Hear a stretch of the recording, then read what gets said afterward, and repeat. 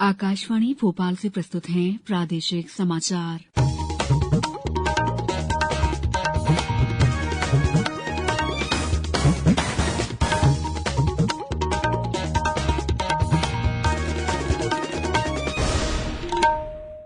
नमस्कार, समाचारों के साथ मैं दीपा सिंह।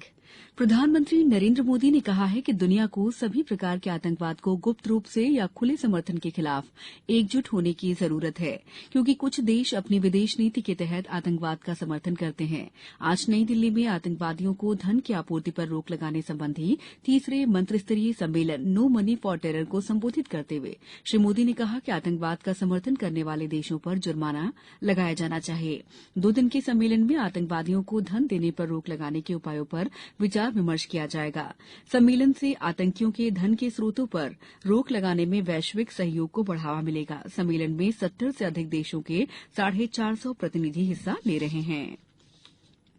मुख्यमंत्री शिवराज सिंह चौहान ने जनजातीय वर्ग को महत्वपूर्ण अधिकार देने के उद्देश्य से प्रदेश में 15 नवंबर से लागू पेसा नियम को जमीन पर उतारने के लिए कहा है।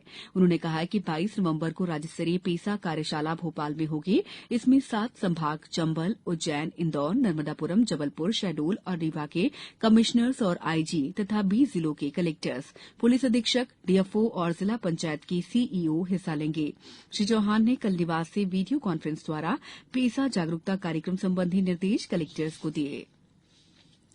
पीएम स्वनिधि योजना में प्रदेश में अभी तक 6 लाख से अधिक स्ट्रीट वेंडर को ऋण वितरित किया जा चुका है। नगरीय विकास और आवास मंत्री भूपेंद्र सिंह ने बताया है कि योजना के क्रियान्वयन में मध्य प्रदेश देश में अव्वल है। उन्होंने कहा है कि योजना के पहले चरण में 5 लाख शहरी पथ विक्रेताओं को 498 करोड़ 77 लाख रुपए का ऋण वितरित कर मध्य प्रदेश देश में पहले स्थान पर है।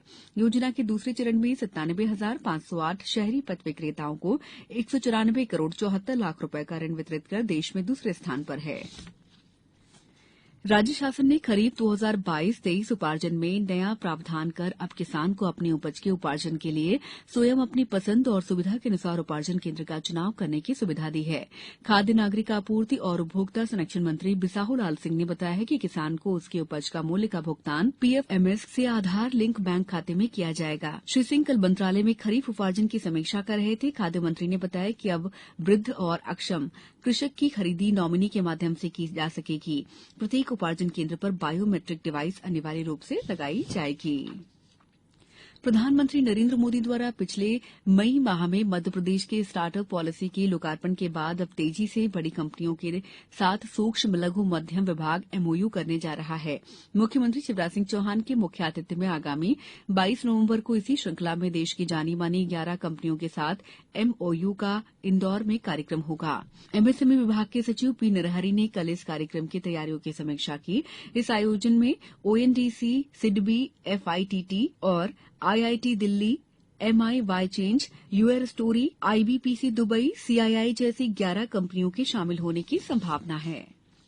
संघ लोक सेवा आयोग द्वारा एनडीए और भारतीय नौसेना अकादमी के अंतिम परीक्षा परिणाम घोषित कर दिए गए हैं। इसकी लिखित परीक्षा 10 अप्रैल 2022 को ली गई थी। यूपीएससी की विज्ञप्ति के मुताबिक 519 अभ्यर्थी चयनित हुए हैं। परीक्षा परिणाम यूपीएससी की वेबसाइट www.upsc.gov.in पर उपलब्ध है। अब कुछ समाचार संक्षेप में। नई दिल्ली के प्रगति मैदान में 41वें भारत अंतर्राष्ट्रीय व्यापार मेले में आज मध्यप्रदेश दिवस समारोह आयोजित किया जा रहा है।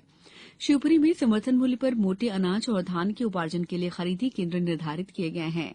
गुना के कलेक्ट्रेट कार्यालय में विद्युत विभाग की समीक्षा बैठक में ऊर्जा मंत्री प्रद्युम्न सिंह तोमर और पंचायत तथा ग्रामीण विकास मंत्री महेंद्र सिंह सिसोदिया शामिल हुए।